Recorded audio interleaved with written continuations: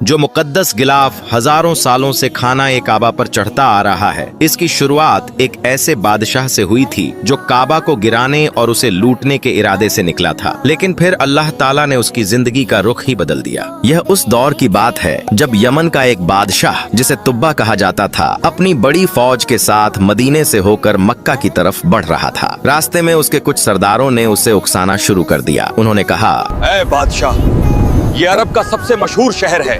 अगर आपने इस अहम इमारत पर कब्जा कर लिया तो आपका नाम हर तरफ फैल जाएगा। तुब्बा उस मुकद्दस घर की असल अजमत से अनजान था। उसने उनकी बात मान ली और काबा को नुकसान पहुंचाने का इरादा कर लिया, लेकिन जैसे ही उसने यह फैसला किया, हालात अचानक बदल गए। उसकी पूरी फौज एक अजीब और खौफनाक बीमारी में घिर गई। फौजियों के जिस्म में शदीद दर्द शुरू हो गया। कोई उठ नहीं पा रहा था, कोई चल नहीं पा रहा था। हजारों की फौज जो किसी भी शहर को फतह कर सकती थी, अब जमीन पर तड़प रही थी। खुद तुब्बा का भी यही हाल था। वह अपने खेमे में बेबस पड़ा था और कोई इलाज असर नहीं कर रहा था। आखिरकार उसने अपने साथ मौजूद आलिमों को बुलाया और पूछा, यह हमारे साथ क्या हो रहा है? उन्होंने जवाब दिया, जिस जगह को आप नुकसान पहुंचाने का इरादा कर रहे हैं, वह अल्लाह का घर है। जब तक आप अपने दिल से यह इरादा नहीं निकालेंगे, यह मुसीबत खत्म नहीं होगी। यह सुनकर तुब्बा को अपनी गलती का एहसास हुआ। उसने उसी वक्त सच्चे दिल से तौबा की और काबा को नुकसान पहुंचाने का इरादा छोड़ दिया। और फिर एक हैरान कर देने वाला मंजर सामने आया। बीमारी उसी वक्त खत्म हो गई। पूरी फौज कुछ ही लम्हों में बिल्कुल ठीक हो गई। उस रात तुब्बा ने एक ख्वाब देखा। वह बैतुल्लाह को एक खूबसूरत कपड़े से ढक रहा है। सुबह उसने यह ख्वाब आलिमों को सुनाया। उन्होंने कहा, यह अल्लाह की तरफ से इशारा है कि आप इस घर को गिलाफ पहनाएं। तुब्बा ने फौरन हुक्म दिया।